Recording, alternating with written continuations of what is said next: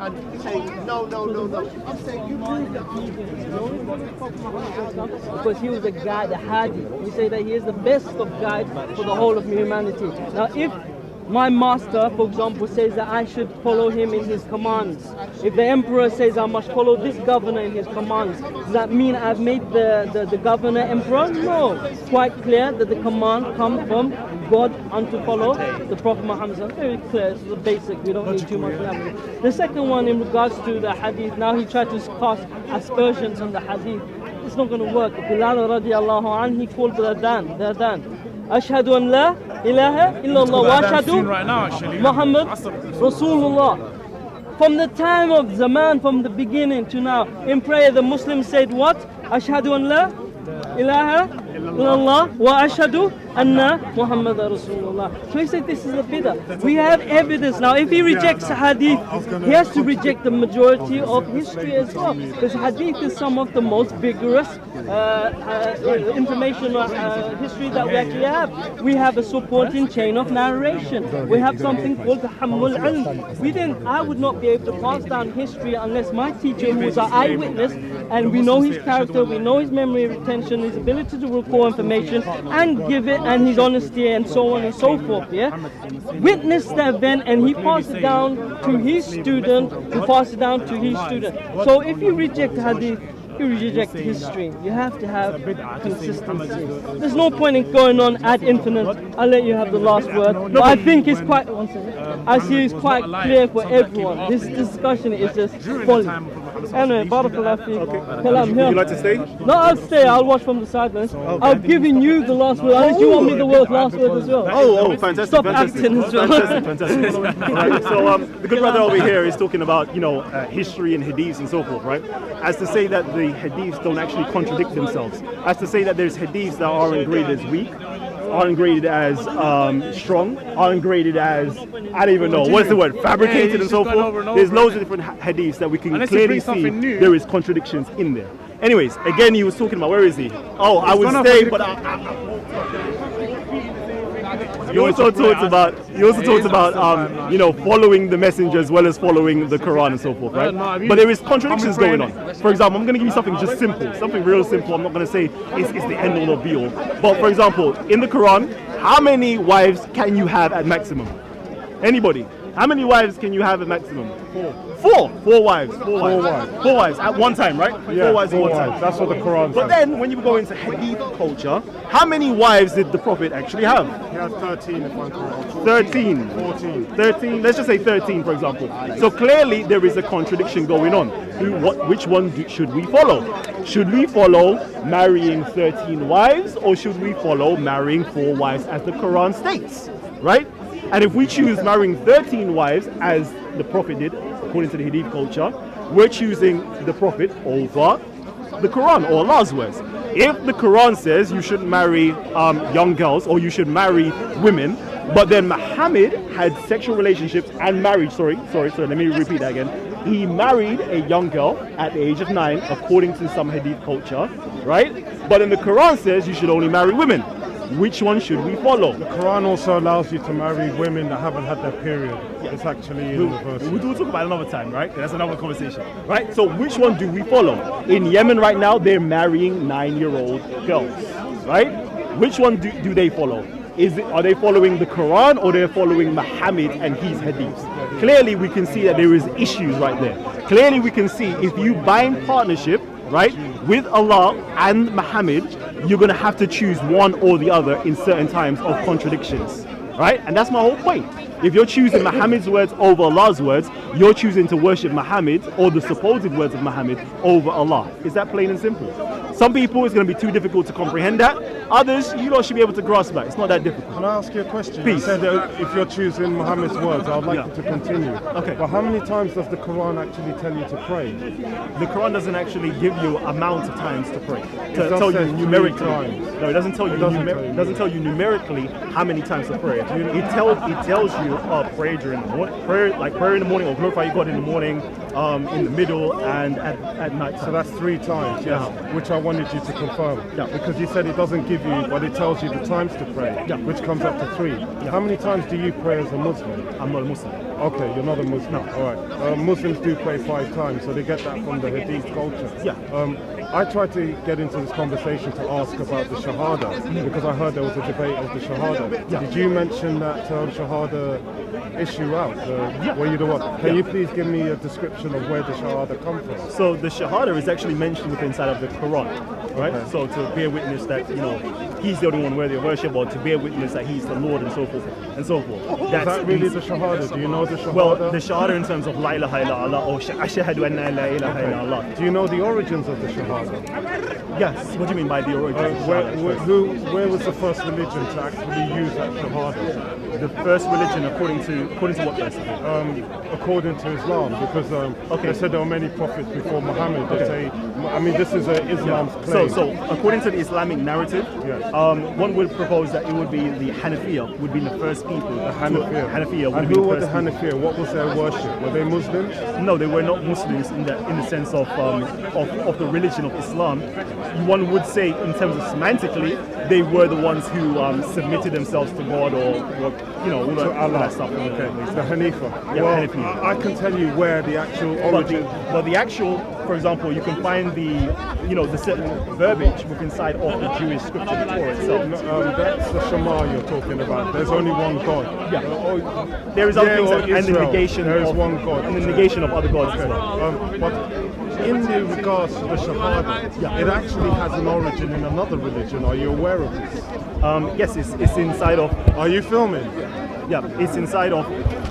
Whoa, that's a very lovely red, lovely red. So inside of what you consider to be, from an Islamic point of view, from an Islamic narrative, Islamic you got the narrative. Hanafiya, right? Hanafiya. But they go by several different names. So you have the Sabians. Oh, thank you. So Yeah. now you've got to so let me give you the historic narrative on the Shahada so that I can enlighten you to the true knowledge of where the Shahada came from. Do you know anything about the Sabian culture? Yep. What do you know about the Sabians? So most of what we know about the Sabians is coming from Islamic narrative.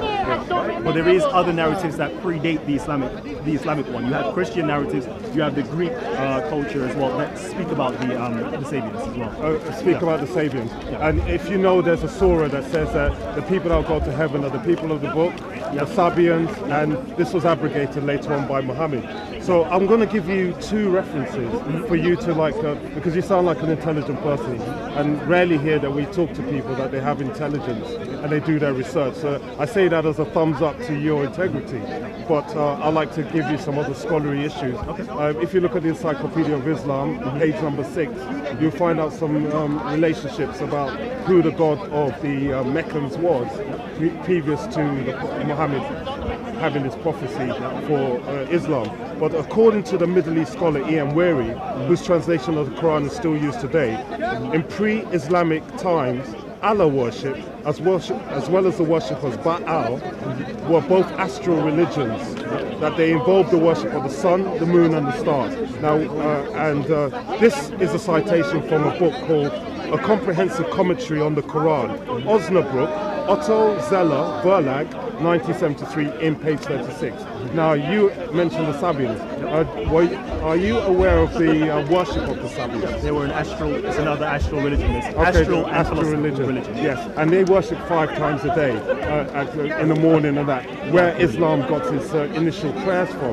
That's why the Sabians were agreed to go to heaven in the original, before the verses were abrogated. Now, strangely, what a lot of people are not aware of is that the Shahada is actually from the Sabian tradition. 100%. And I'm going to give you 100%. Thank you. You're the first person that recognizes. A lot of the Muslims here screaming the Shahada, not the Muhammad part. That was actually incorporated by Islam, which we have to give that definition to. But the original Shahada come from the Sabians. So I'll give you a few historical figures that have given this record, so that you will have a more pronouncement in your knowledge long term. And this is on the Sabians, and this is by an Islamic, well, I want to call it an Arab scholar called Abid al-Rahman. Apologize for my translations, I'm not an Arab. Ibn Zayd in 79 CE AD wrote, the Sabians say their religion is a religion unto itself. They live near Mosul, Jasirat al-Mosul, which is Mosul, city of Mosul, and believe in only one God. He wrote that they have no cult of their own. Their main belief is La ilaha illallah. He also remarked that the Sabian did not believe in the Prophet Muhammad the same way as followers did. Yet the polytheists were known to say the Prophet Muhammad and his companions, they were Sabians, comparing them to them. Following Din and Noah, a sect who read the Zabur. So the Sabians read the Zabur, like the Psalms, which you would be aware. And it also goes, there's a lot of other scholars that did mention this. I'm aware. So the Sabian religion is, in modern times, it's called the Mandeans.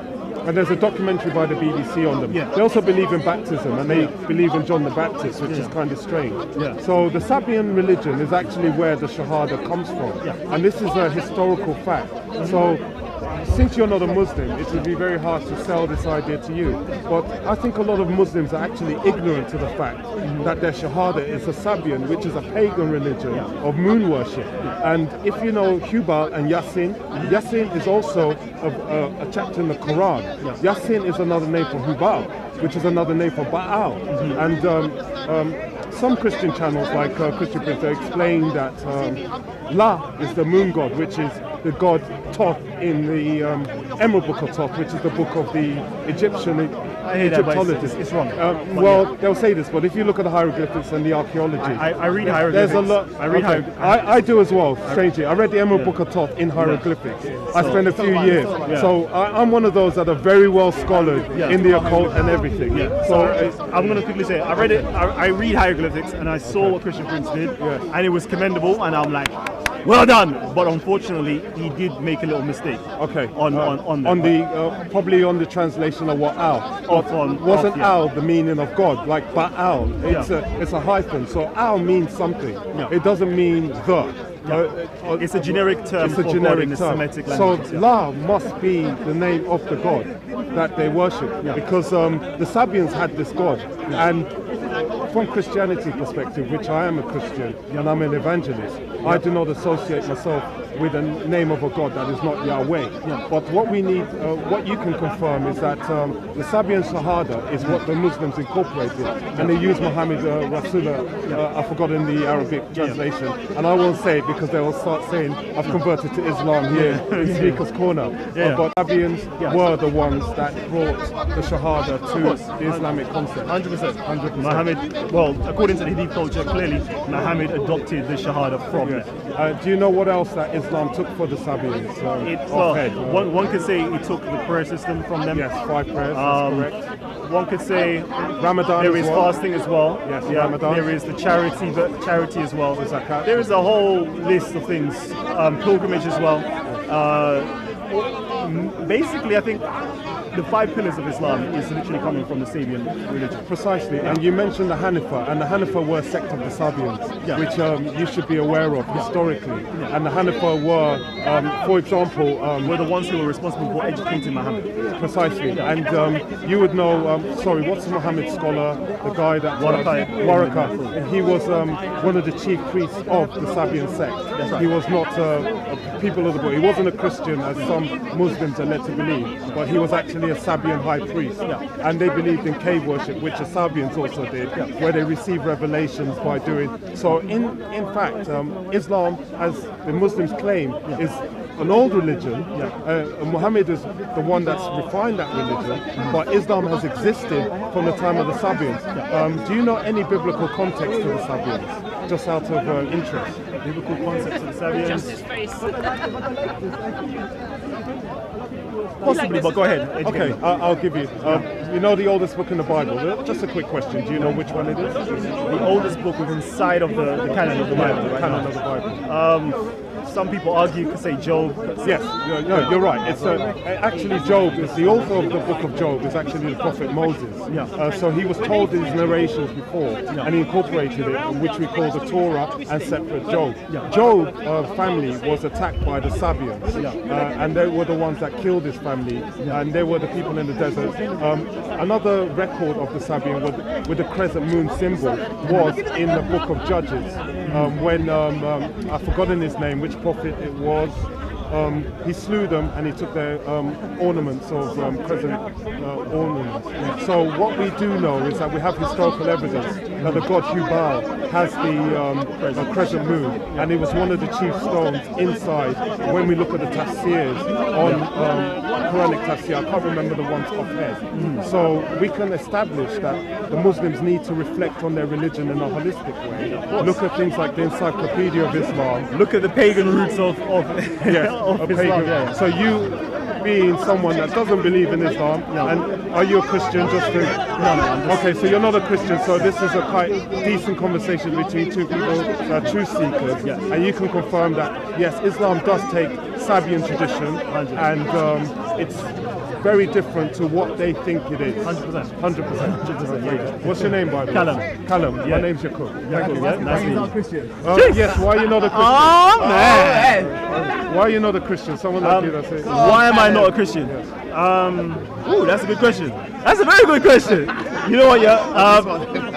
The reason why I'm not a Christian is because Jesus was not a Christian. That's a simple answer. The question is, who were the Sabians? Did you cover who the Sabians were? Yeah, the Sabians are the oldest religion. They're the moon worshippers. They're astral. But they're in the Middle East. I am a follower of the Logos, though.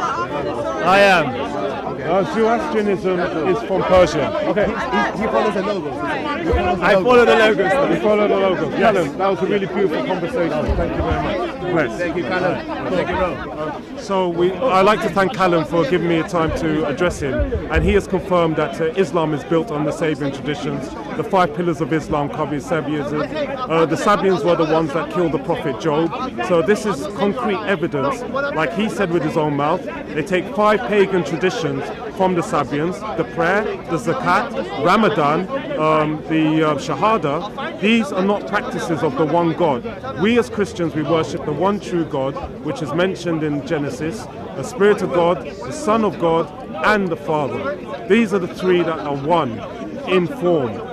We call on Muslims to start looking at the Encyclopedia of Islam and other literature. If you do not believe the Bible, at least research your own religion so you have a better understanding.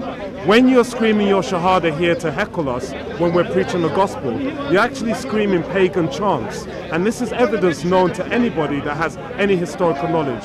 Once more, if you want to be saved and sure that you have eternal salvation, you have to come to our Lord Jesus Christ. It is through that profession of your faith in Christ and belief that the Son of God died on the cross in atonement for your sin that will bring you to salvation. Your zakat, your shahada, and other things will not save you from the eternal damnation.